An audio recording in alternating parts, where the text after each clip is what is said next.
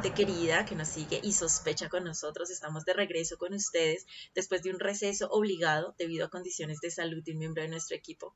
Esperamos mantener la regularidad de nuestras sospechosas entregas y seguir contando con su fidelidad. Recuerden compartir los videos, dar pulgar arriba y si no te has suscrito, hazlo ahora mismo. Deja tus comentarios. La locura no se puede encontrar en estado salvaje. La locura no existe sino en una sociedad.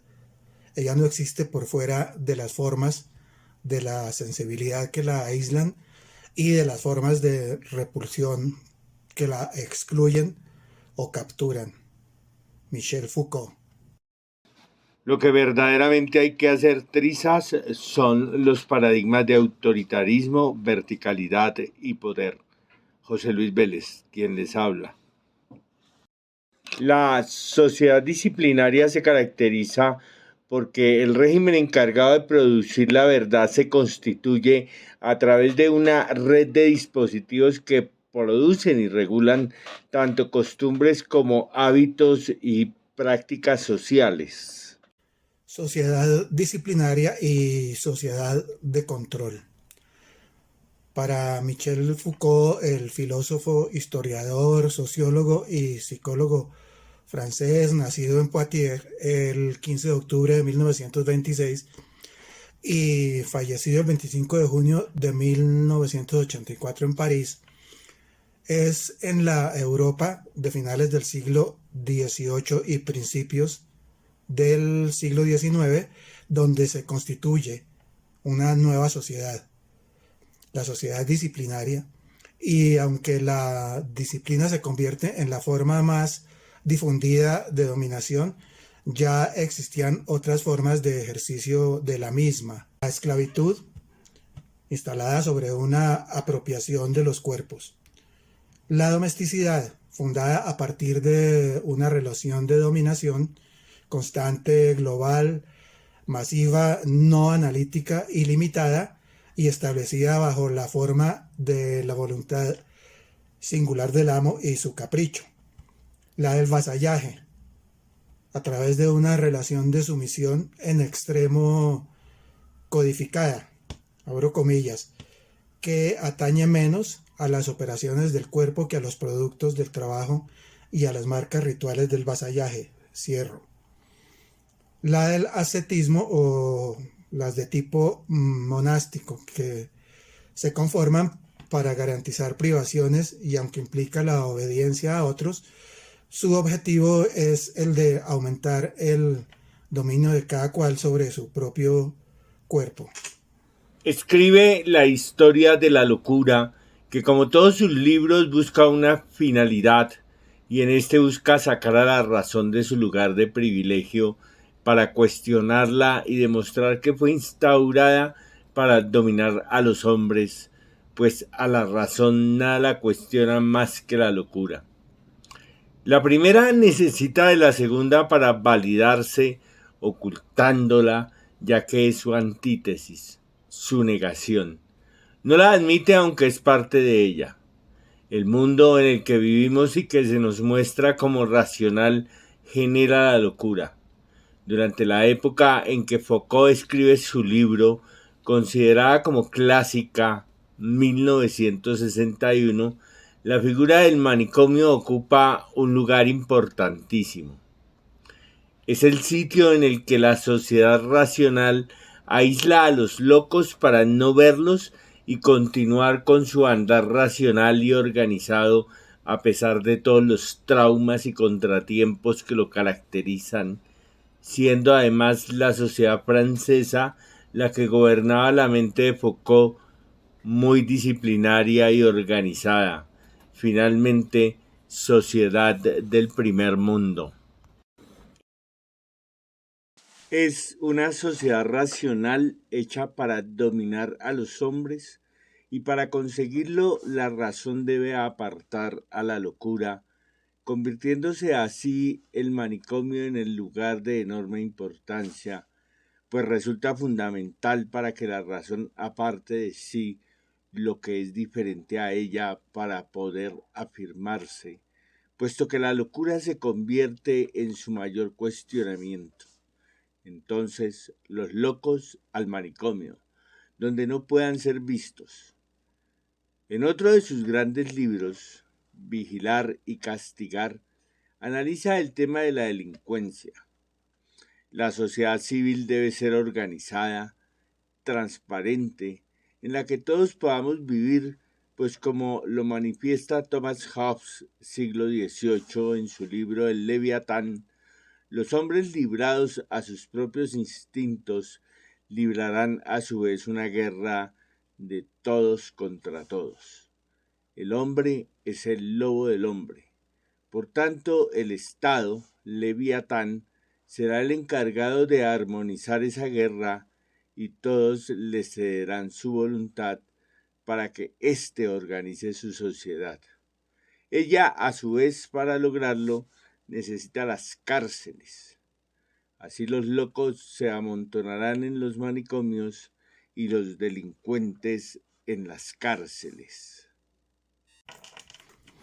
El elemento esencial en ellas, según la figura dada por el teórico inglés del siglo XVII, Jeremy Bentham, en un pequeño libro suyo, es el panóptico, término derivado del griego y que es fruto de la suma de tres componentes de dicha lengua.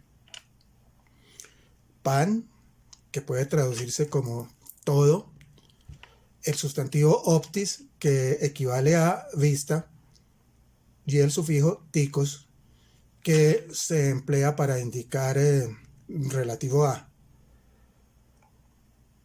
Se trata de una torre edificada en el centro de una unidad carcelaria, desde la cual el guardia puede ver todo a su alrededor sin ser visto por los prisioneros. Es el control que quien vigila ejerce sobre los otros, convirtiéndolos en objetos o cosas a ser vigiladas y controladas.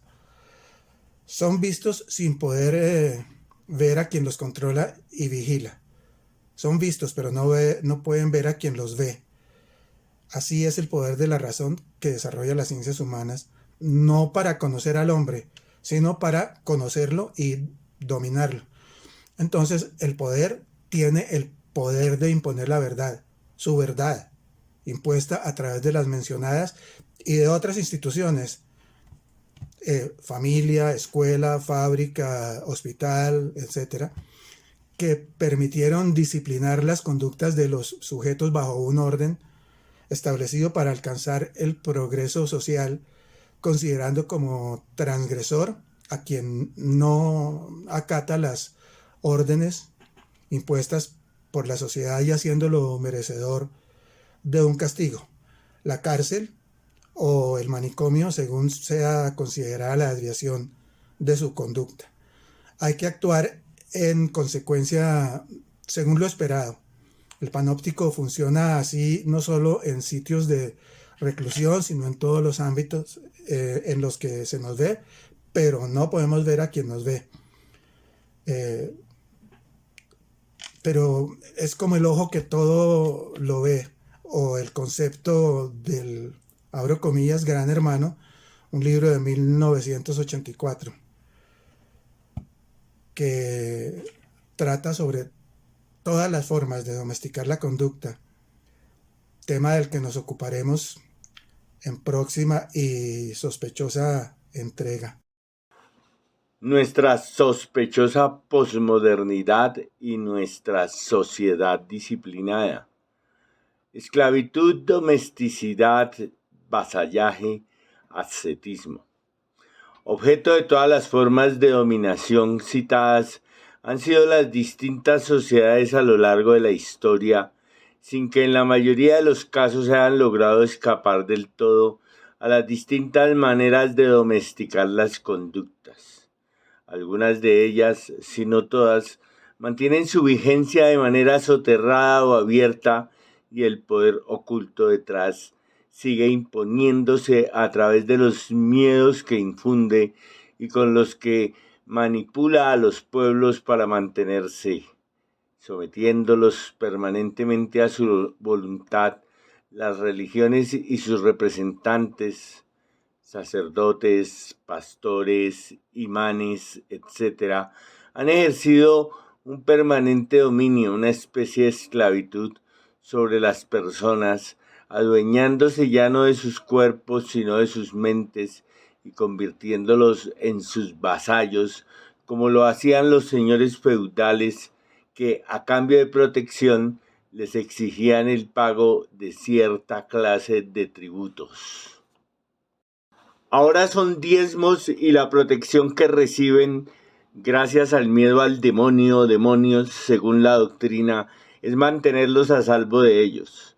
Otra forma de dominación y sometimiento, en este caso voluntario, a un poder que ha perdurado a través de los siglos, es el que los superiores, hombres y mujeres, en los monasterios y conventos ejercen sobre monjes y o monjas para que, a través del sacrificio, las privaciones y la renuncia al mundo, logren dominar sus cuerpos, refugio y sostén de todo tipo de maldades de las que se deben mantener alejados sus espíritus y castigando a aquellos que se atreven a transgredir las sagradas normas del convento o del monasterio. Los políticos, por su parte, han hecho lo propio, atemorizando a los pueblos y lavando sus mentes para hacerles creer que, a cambio de su voto al que transforman en sometimiento, les garantizarán bienestar, salud, trabajo, educación y otra serie de beneficios que, al hablarse de Estado social de derecho, son eso, derechos. Políticos y clérigos ejercen el poder las más de las veces en un matrimonio nefasto, tan nefasto como conveniente para ellos. Han construido a lo largo de la historia por medio de mentiras repetidas 1000 veces hasta convertirlas en verdades que la gente ha creído y sigue creyendo, un perverso y tóxico relato. Entonces, para una mente que sospecha resulta inevitable recordar la frase de Albert Einstein, abro comillas, es más fácil creer que pensar, por eso hay más creyentes que pensadores, cierro comillas. Esos derechos fundamentales que se supone el Estado debe garantizar a sus ciudadanos, el modelo neoliberal impuesto y su libertad de mercado los han convertido en productos o bienes de consumo por los que hay que pagar para tener acceso a ellos y, por tanto, como derechos son negados. El miedo y el poder y el odio. El primero utilizado para obtener al segundo y ejercerlo, de ser posible, a perpetuidad, sin permitir ninguna clase de alternancias ni oportunidades para que la contraparte pueda llegar a él. El tercero, separado del primero por una muy delgada línea, se junta con este para lograr que el poder se consolide. Entonces empezamos a temer a los que no conocemos porque son diferentes a nosotros, o así lo creemos, y sin que nos demos apenas cuenta, el temor se convierte en odio. Odiamos al de distinto color de piel, al de distinto color de pensamiento. Somos odiados por los que a su vez nos ven así a nosotros. Y como decía en una de sus canciones el gran cantautor argentino, infortunadamente ya desaparecido, Alberto Cortés, olvidamos que somos los demás de los demás. El de derecha odia al de izquierda y al revés, el blanco al negro, el rico al pobre, el capitalista al comunista y al revés. En tanto, los que se adueñaron del poder nos vigilan, a la vez que se alimentan de nuestros odios y diferencias, pues se sirven y alimentan de ellas. Nos observan y vigilan desde sus sitios de privilegio, como desde el panóptico del que habla Foucault. Nos cosifican Y aunque los vemos y sabemos quiénes son, no podemos salir ni escapar del tenebroso juego que nos hacen jugar y que paradójicamente pareciera que nos gustase. Una mente que sospecha recuerda el experimento de las hormigas negras y las rojas puestas en el mismo jarrón. Permanecen tranquilas hasta que el jarrón es sacudido. Entonces se atacan y se destrozan unas a otras. Eso mismo hacen con nosotros aquellos que nos han avasallado y domesticado por más de 200 años. Cada tanto sacuden el jarrón para ver desde su cómodo sitio de observación cómo nos destrozamos entre nosotros, mientras ellos obtienen todo el beneficio que su condición les da. En río revuelto, ganancia de pescadores, reza el refrán. Expertos revolviendo el río para después pescar a su antojo. El mundo entero ha sido convencido de que la felicidad está en consumir, consumir y consumir para satisfacer el voraz apetito de un avasallador monstruo llamado mercado que se expande y aplasta todo a su alrededor sin compasión y al que para satisfacer empeñamos nuestras vidas recurriendo a otra bestia insaciable como lo es el sistema financiero que nos exprime sin misericordia. Hijos del capitalismo desbordado se complementan a la perfección. Sucede en todo el planeta y nuestra sociedad refleja fielmente lo que en el resto del mundo sucede. El poder al servicio de los grandes capitales, el Estado al servicio de ellos, sus dueños de medios de producción, medios de comunicación, productos tanto manufacturados aquí como importados, cadenas de distribución, agencias de publicidad construyendo mensajes para seducir e inducir a la gente al consumo, en fin, negocio total y redondo.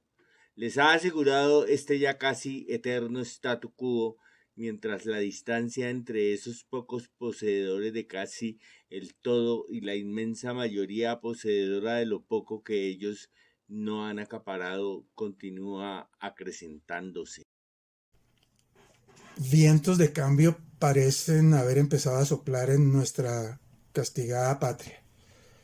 Pero cuando por primera vez en nuestra convulsionada historia un gobierno alternativo llegó al poder, oportunidad única, y como lo dijimos en nuestra anterior y sospechosa entrega, la historia no da segundas oportunidades. No hay espacio para los errores ni las equivocaciones. Habrá 4 años para tratar de enmendar el desastre causado por ellos a lo largo de 2 siglos. Nuestra sospechosa posmodernidad, nuestra avasallada y domesticada sociedad. Bueno, gente querida, hasta aquí nuestra sospechosa entrega del día de hoy. Gracias por seguirnos y estar con nosotros. Recuerden que somos Sospechosamente, una apuesta por el pensamiento crítico.